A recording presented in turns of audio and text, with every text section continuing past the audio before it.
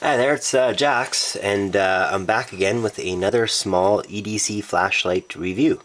Um, this is the third installment of my small EDC flashlight videos, and this flashlight that I'm reviewing today is the Nitecore EX10 Special R2. In the other two earlier videos that I made, I incorrectly named this light a D10.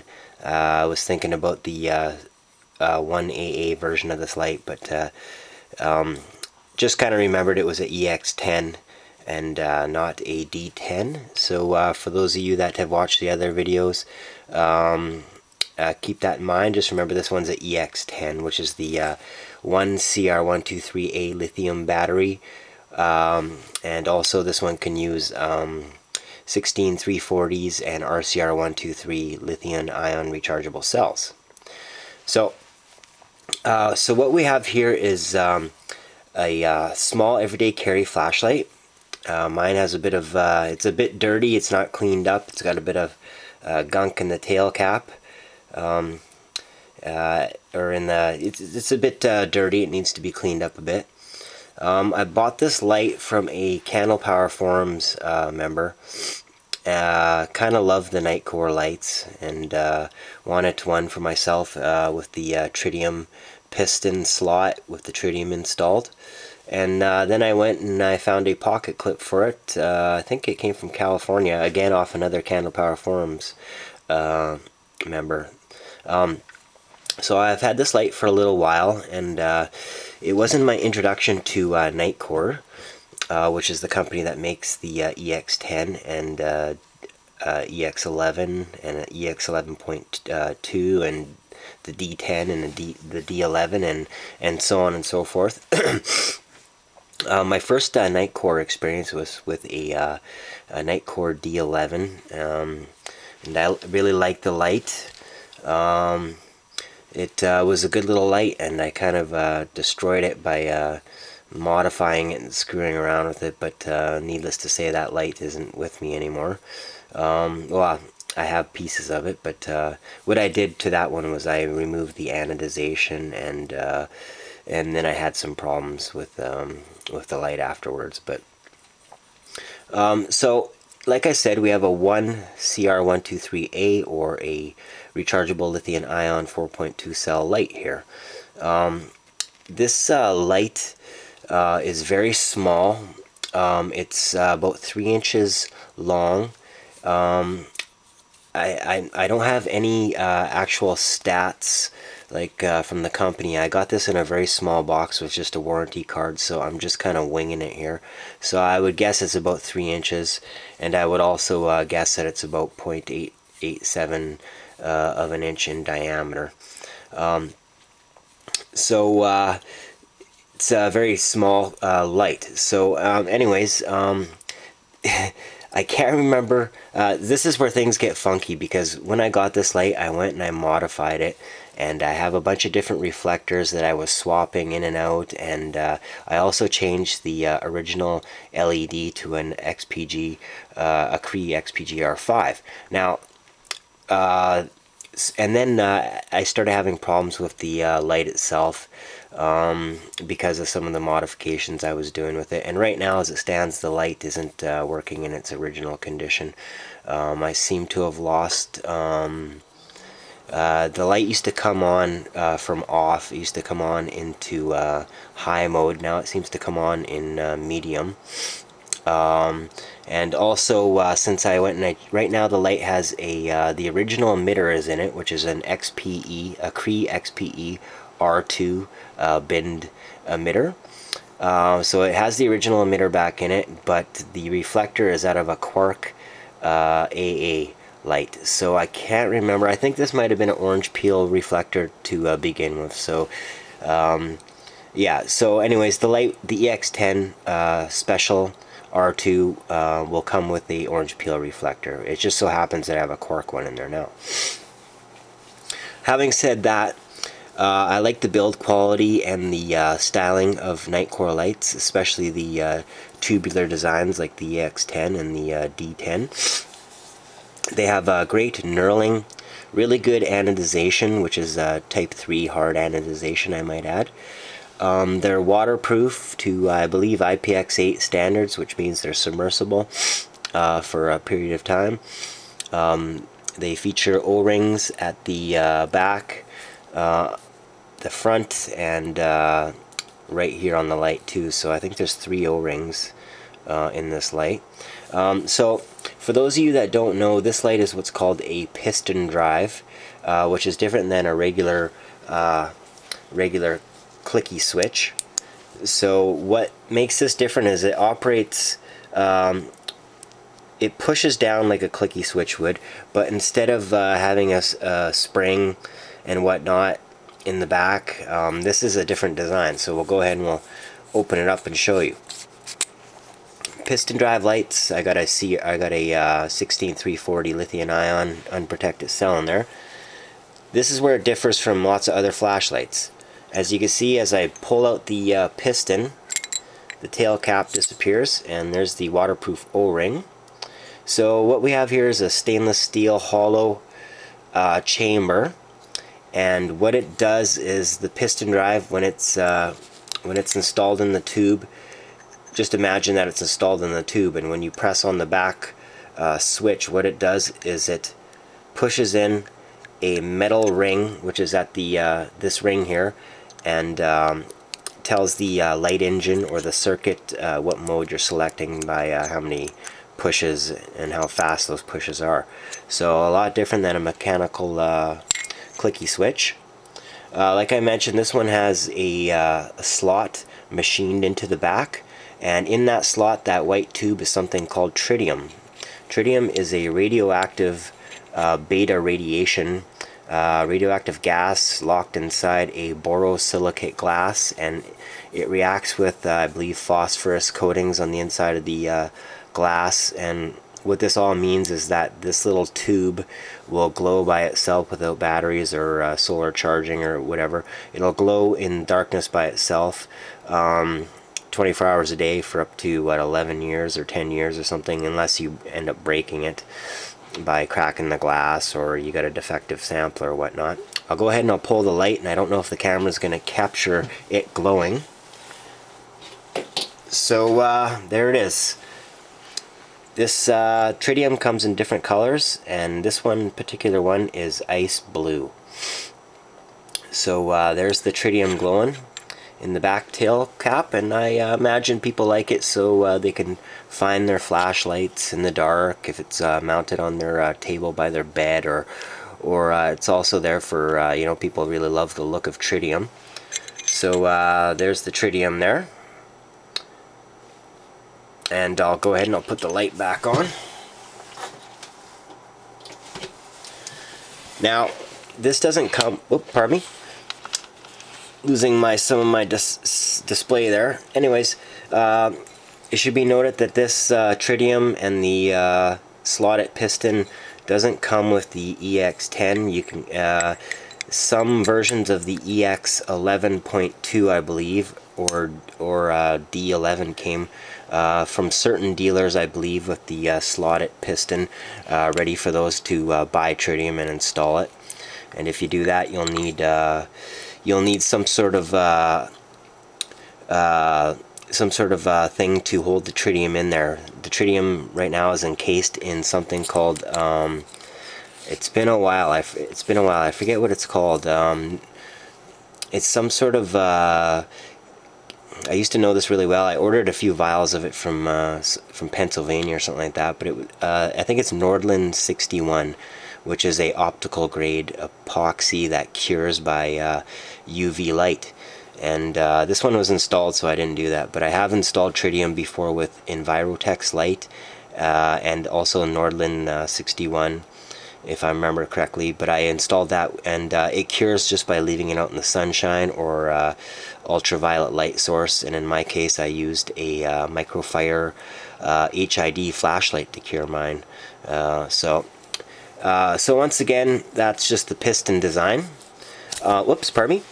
Now, if the light was working normal, as soon as I finished tightening it, the light should come on in maximum mode. But for some reason I went and I messed with the clearance and the tolerances, and now it doesn't do that. So the light still works, albeit in a different way now. So the stainless steel end cap here is removable, and when you do that, you can take out the lens glass here, which is some sort of anti-reflective coating on it, so it gives good light transmission. And then when you do that, you can take out the reflector, and then sitting down there at the bottom is the brass pill or whatever that the LED is mounted on. So which is removable. The light engine is removable. So it's all stuff you can all break down and get at, and you know, you could take a soldering iron, heat up the solder, pull off the whatever emitter came with it, and you can solder on another emitter. Just if you do that, make sure that the board that the emitter, the thickness of the board that the emitter is sitting on is equal to the one that it came with, or you might start having problems. Try to get it as close as normal and stock as you can if you're going to be farting around with it. So having said that, the emitter is a Cree XPE R2, which I think might be the highest bin. There may be an R3 and R3 there, I'm not sure, but people know XPE LED emitters for their excellent throw capability. I think they project their beam at a 115 degree angle. I think that's their emission angle. Anyways, other than like a XRE or Cree XRE, the XP is also known for its good throw. It's a smaller die size than XPGs and stuff like that, and I think it has, if I'm mistaken, it has 3 bond wires instead of 2, which might be the way to distinguish it from the XREs. I could be wrong there. So getting on with the light. Small, nice anodization, waterproof, an innovative design, table stands, I think.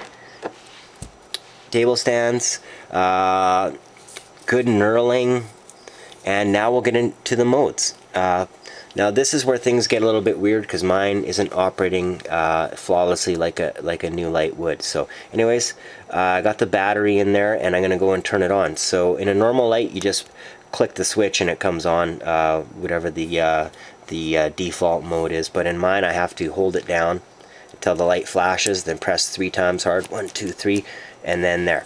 So my light, I believe, came on, we'll see, 2, 3. My light's coming on in low mode now. My LED tint sample is perhaps a little on the blue side, not as blue as the camera's making it out, because the white balance is going to be adjusting to that. So what we have here is a pretty defined hotspot and pretty decent spill light. Kind of a good balance between the two of them. It doesn't have as bright a spill as, say, an XML, a Cree XML, or a XPG in this particular setup, but it's pretty decent, I gotta say.